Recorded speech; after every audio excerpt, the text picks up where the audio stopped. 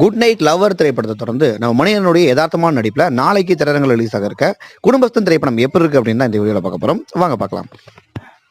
குடும்பஸ்தன் இந்த திரைப்படத்துடைய கதை என்னன்னா, இந்த படத்துடைய ஹீரோவான மணிகண்டன் பார்த்தீங்கன்னா எந்தவித கவலையும் கமிட்மெண்ட்டும் இல்லாமல் சுற்றி இருக்கிற ஒரு மிடில் கிளாஸ் பையன். அவருக்கு ஒரு பொண்ணை பார்த்தோன்னா லவ் வந்துருது. அவங்க வீட்டில் போய் முறைப்படி சொல்லி கல்யாணம் பண்ணிக்கலாம்னு பார்த்தா, எப்பா கல்யாணம் பண்ணி குடும்பத்து அளவுக்கு இன்னொன்று பொறுப்பு இல்லப்பான்னு சொல்ல ரெண்டு பேருமே அவங்க ஃபேமிலி அகைன் பண்ணி ரேஸ் மேரேஜ் பண்ணி கல்யாணம் பண்ணிக்கிறாங்க. இப்போ பெற்றவங்க பேச்சு கேட்காம கல்யாணம் பண்ணி குடும்பஸ்தனா மாற நம்ம மணிகண்டன் அந்த குடும்பத்தை நடத்த முடியாமல் படுற அவஸ்தைகளை காமெடி சரவடியாக சொல்லியிருக்க திரைப்படம் தான் இந்த குடும்பம். இந்த படத்துடைய மிகப்பெரிய பிளஸ்னா கண்டிப்பாக ஸ்டோரி அண்ட் ஸ்கிரீன் பிளே மற்றும் படத்துடைய பர்ஃபார்மன்ஸ். இந்த படத்தில் நடிச்ச ஹீரோவான மணிகண்டன் ஆகட்டும், ஹீரோயினான மேக்னாவாகட்டும், ஆர் சுந்தரராஜன், குரு சோமதம் சொல்லிட்டு எல்லா பேருமே அவங்களுக்கு கொடுத்த கேரக்டரை செமையாவே பண்ணியிருந்தாங்க.